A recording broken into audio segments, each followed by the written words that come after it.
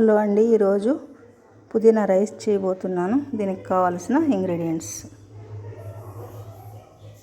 ఇవన్నీ వేసుకొని పుదీనా, బాదం, పచ్చిమిర్చి, ఇలాచి, దాల్చిన చెక్క, లవంగాలు, అల్లం వెల్లుల్లి పేస్టు, ఉల్లిపాయలు ఇవన్నీ వేసి మిక్సీలో మెత్తగా రుబ్బుకోవాలి.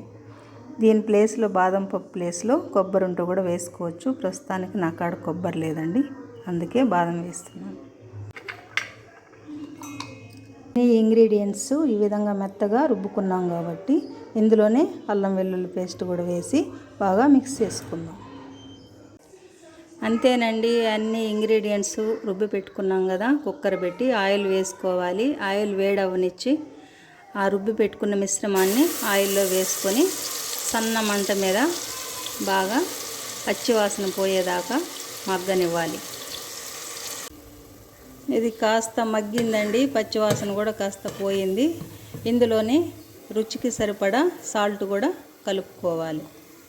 ఉప్పు కూడా కలుపుకునేసాం.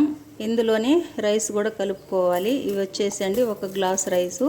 1 గ్లాస్ రైస్కి నేను 3 గ్లాసులు వాటర్ వేస్తాను. 2.5 గ్లాస్ వేస్తే కూడా సరిపోతుంది. మా ఇంట్లో కాస్త మెత్తగా తింటారు రైసు, అందుకని నేను 1 గ్లాస్ రైస్కి 3 గ్లాసులు వాటర్ వేసుకుంటాను. ఇందులోనే మనం మితంగా వాటర్ కలుపుకునేద్దాం.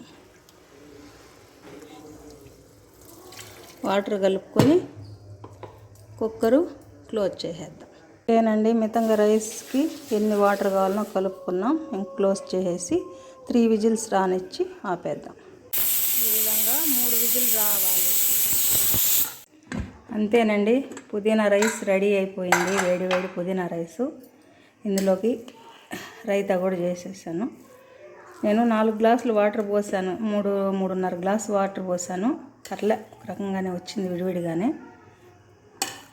ఇందులో మనం మామూలుగా జీడిపప్పులు వేయించి వేసుకోవచ్చు. ఫ్రైడ్ ఆనియన్స్ కూడా వేయించి పైన చల్లుకోవచ్చు. చాలా బాగుంటుందండి. చాలా సింపుల్ అండ్ ఈజీగా ఉంటుంది. ఒకసారి మీరు కూడా ట్రై చేయండి. నా పుదీనా రైస్ కనుక నచ్చితే లైక్ చేయండి, షేర్ చేయండి, నా ఛానల్ని సబ్స్క్రైబ్ చేసుకోండి. ఓకే అండి, థ్యాంక్ యూ ఫర్ వాచింగ్.